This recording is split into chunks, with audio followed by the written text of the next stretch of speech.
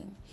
So we're going to start doing our operators. We've already went from home to boolean.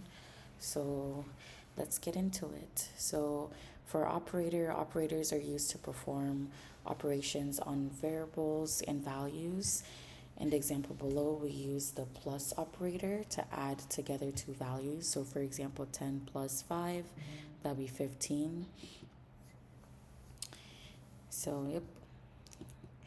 And then R divides operators into following groups. You can see it here.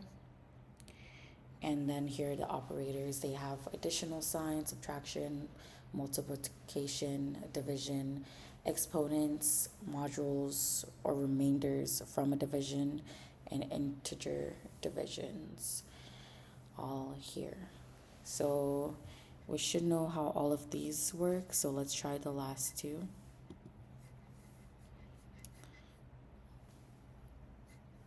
So that's which one was this? The remainder. So this is the remainder. So 5, the remainder of 5 and 2 is 1. Makes sense. And then this is the integer division. Rounds the results down to the nearest whole number. So 15 divided by 2. Interesting. 7. So that's how those works. So assignment operators are used to assign values to variables. For example, we already know that we use this little, what looks like an arrow, less than sign and dash to assign to a value. Or so for here, the value is 3. So these are examples that you can do it and get the same thing. When you print, it will give you 3. So this sign here is a global assigner. We'll learn more about this later. So it's also possible to turn directions of the assignment operator. So it doesn't matter how you do it. You could either do the less than dash or greater than dash. Dash greater than, and also basically equal to whatever you put it as. Here would be 3. So comparison operators are used to compare two values.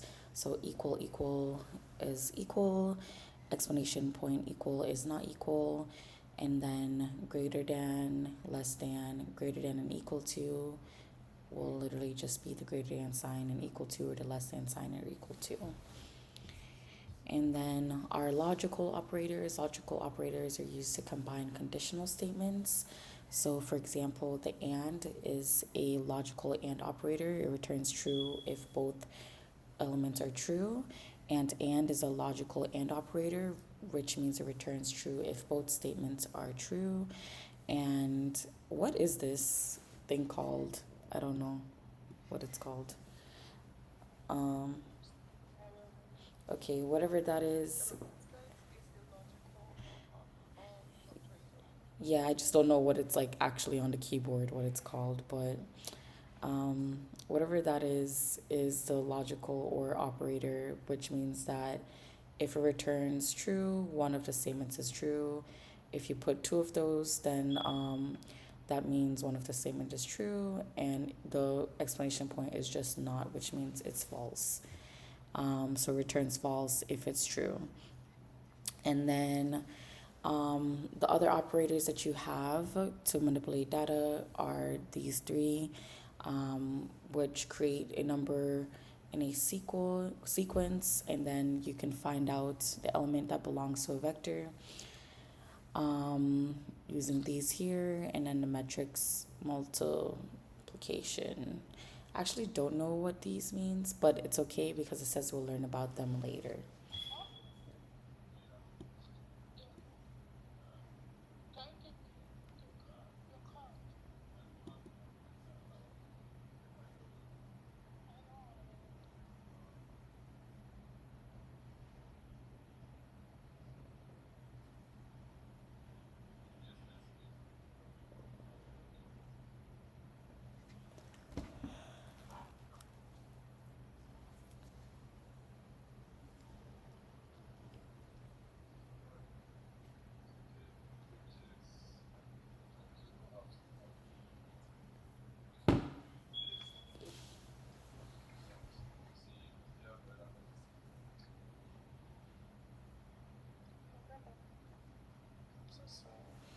No problem. I'll just cut that part out.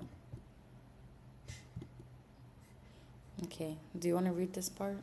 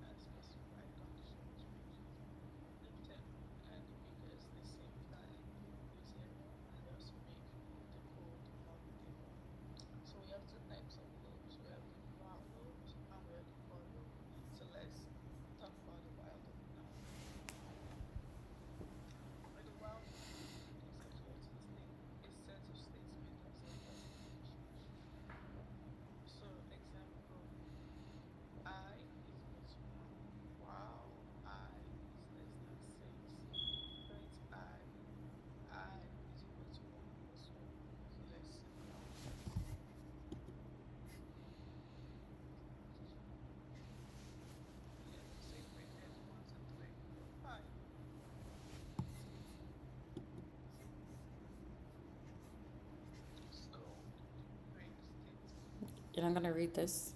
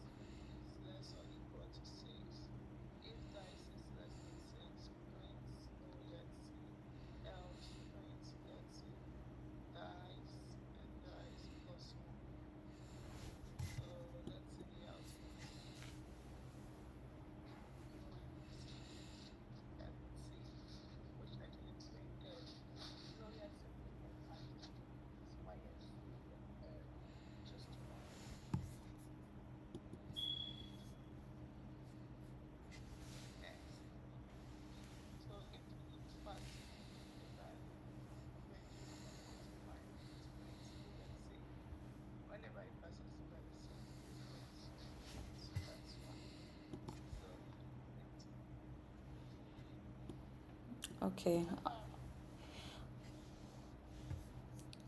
Um, for loops, a for loop is used for iterating over a sequence. For example, for parentheses x in 1 to 10, print x. So let's see. And it prints 1 to 10. So this is less like the for key in other programming languages and work more like a iterator method as found in the other object oriented programming languages. With the for loop, we can execute a set of statements once for each items in a vector, array, list, or etc. We'll learn more about this in the later chapters. Another example here when it says print every item in a list. So fruit is equal to the list, and the list is apple, bananas, and cherries. For X in fruits, print X. So it prints this in a list form as apple, bananas, and cherries.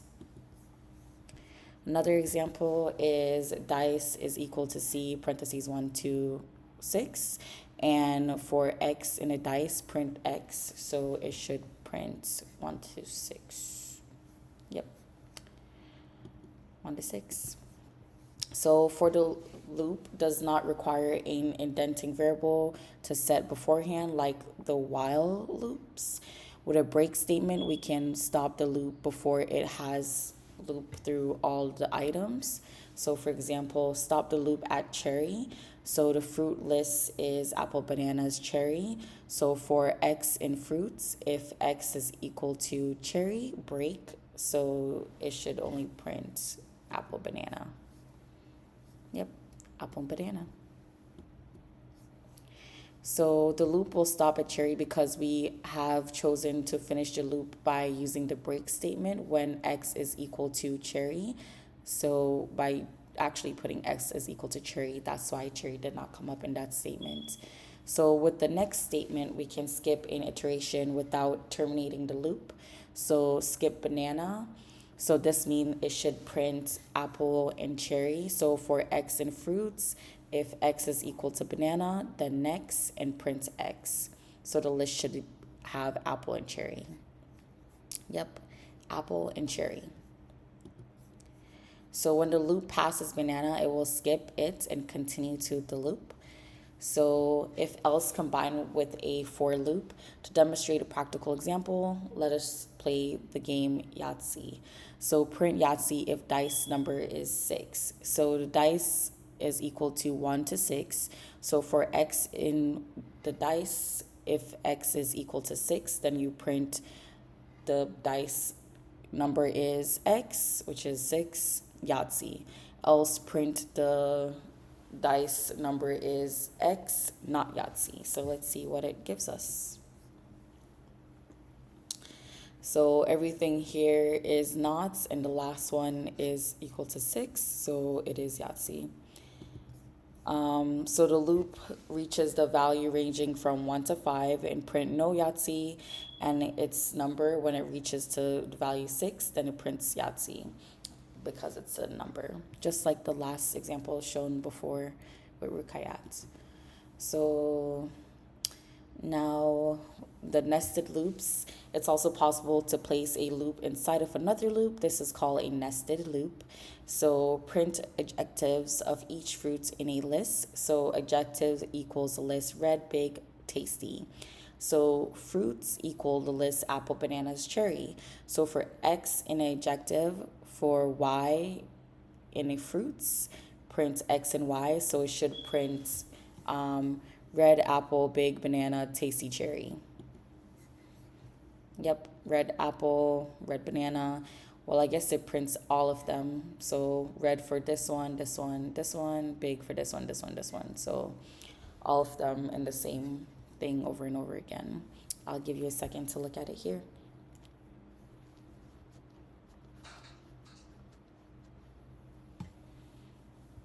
Alrighty, so let's go to the next. All right, so a function is a block which only runs when it's called. Oh, let me pause.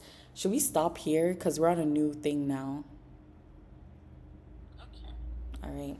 Alrighty, so that's it, everyone. Next time we'll be looking at our functions and finishing that up together.